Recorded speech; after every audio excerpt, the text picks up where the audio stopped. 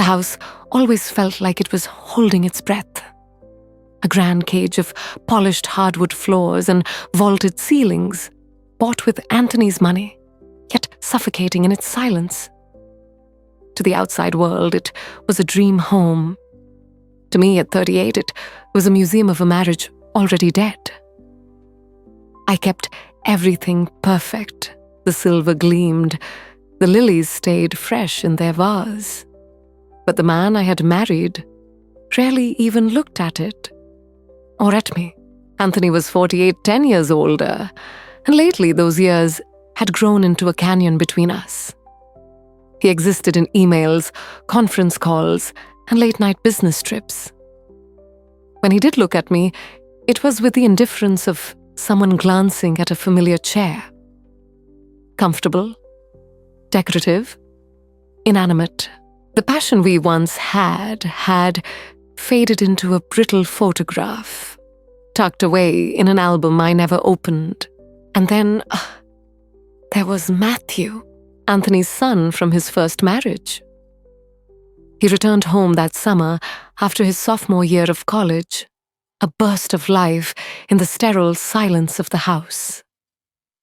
At 20, he was everything his father used to be, a strong jawline, thick dark hair that fell into his eyes. But where Anthony's gaze was tired, Matthew's eyes were electric, piercing, alive. They seemed to see me. Our conversations were polite, surface-level exchanges. "Morning, Paisley? Need anything from the store, Matthew?" But under those ordinary words, something stirred. His glances lingered. I'd catch him watching me as I bent to pull a pan from the oven, or as I stretched after morning yoga.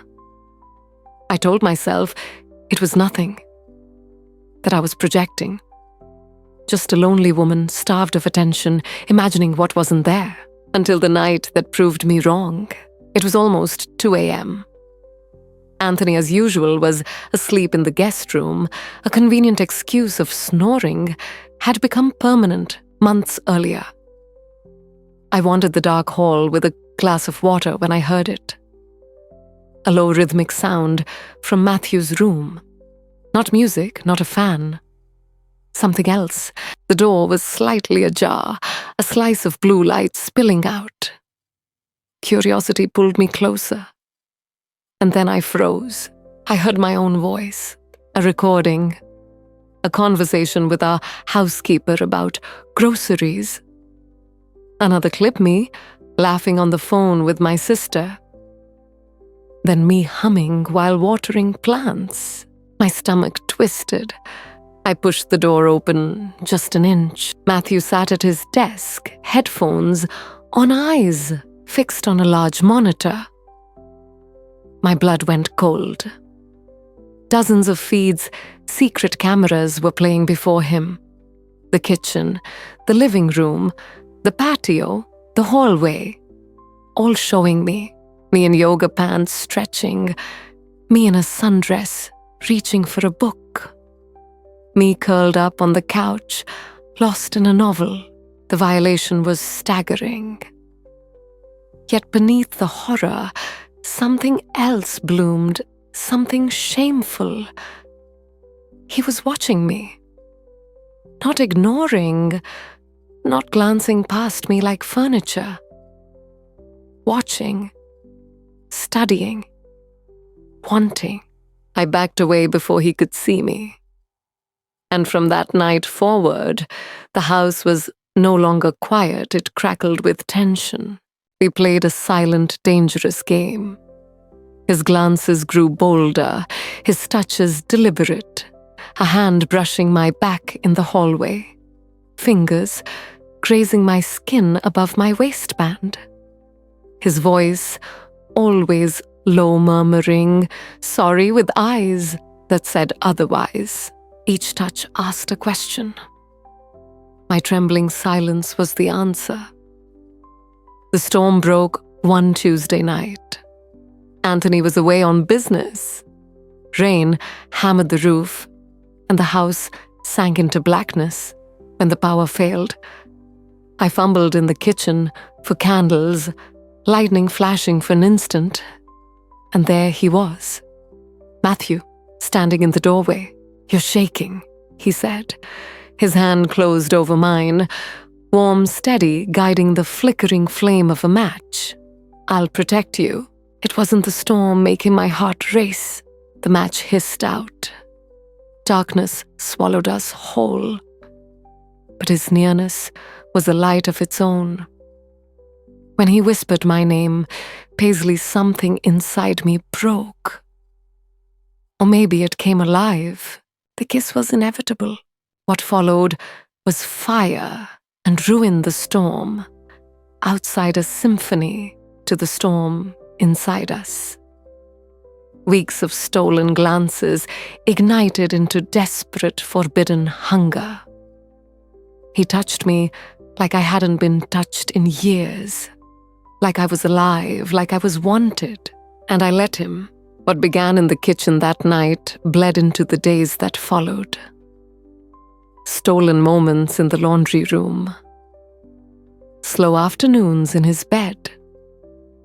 The house, once a prison, became a playground for our secret. I laughed again. I wore lingerie beneath my clothes. I felt beautiful, desired, alive. But guilt is a heavy shadow. It followed me everywhere. Then, my period was late. At first, I told myself it was stress. But when 10 days passed, I knew. I bought a test in the next town over, hands trembling as I paid in cash. 2 pink lines? Positive. The truth crushed me. Anthony and I hadn't been intimate for months. The math was undeniable. The baby was Matthew's.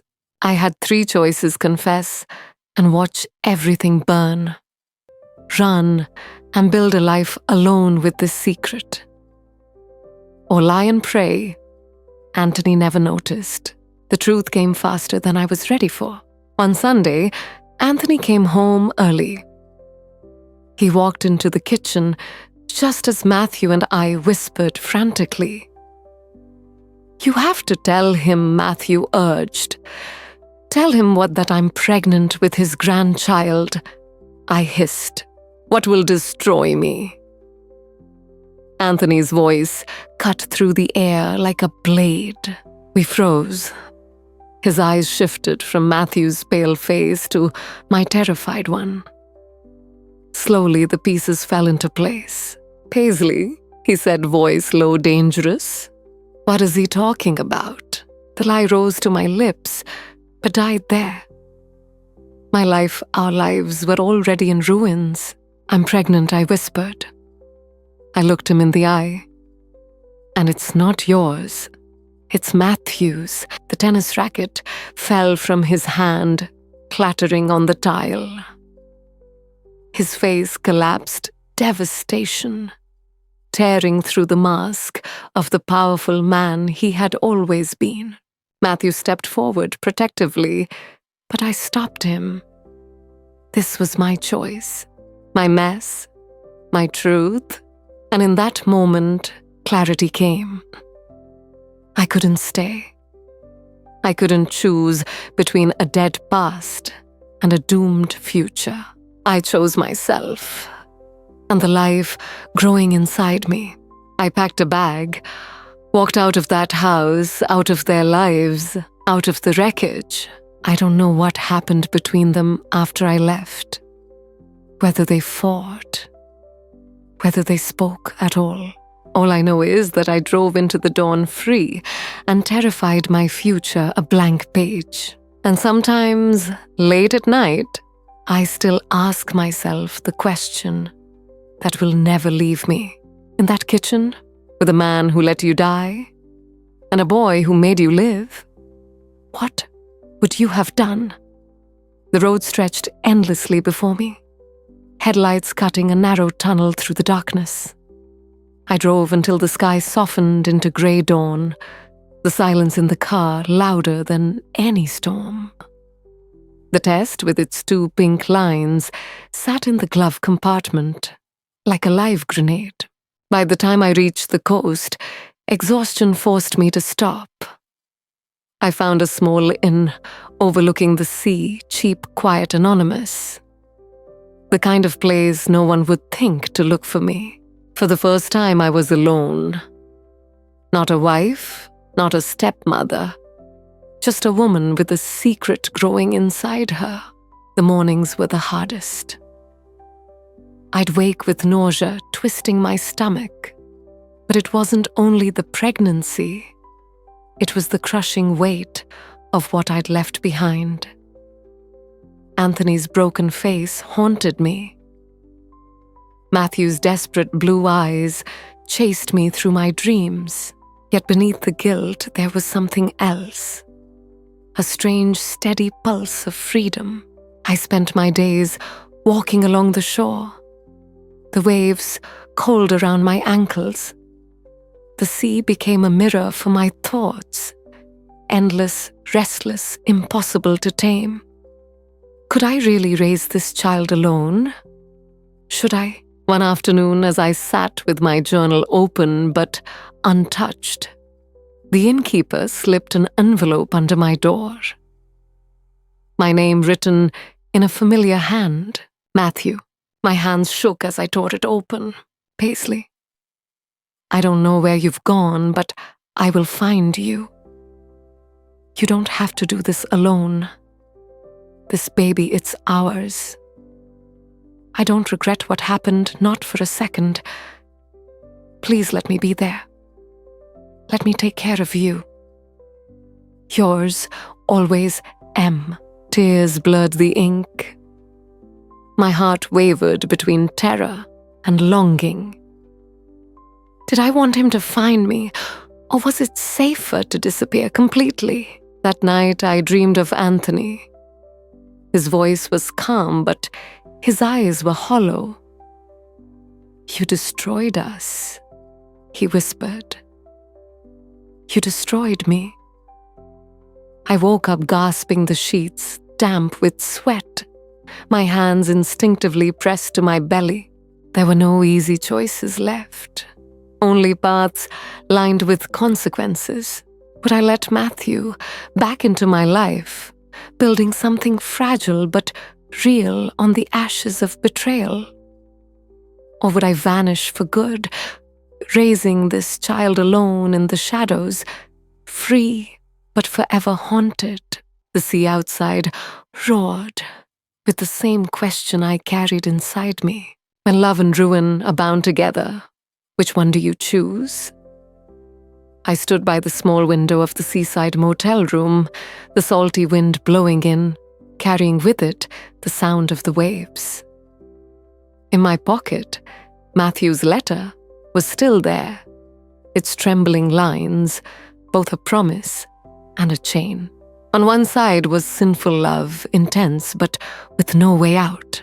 On the other side was freedom, but with loneliness and questions that would never be answered. I placed my hand on my belly. Small, silent, but a life growing, forcing me to choose a path. I didn't know what the future would hold.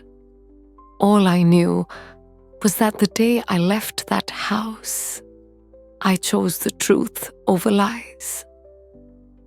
And now I had to continue living with that truth, no matter where it led me. Outside, the sun was slowly rising over the horizon. One chapter had closed, and I, with my unborn child, had to write the next.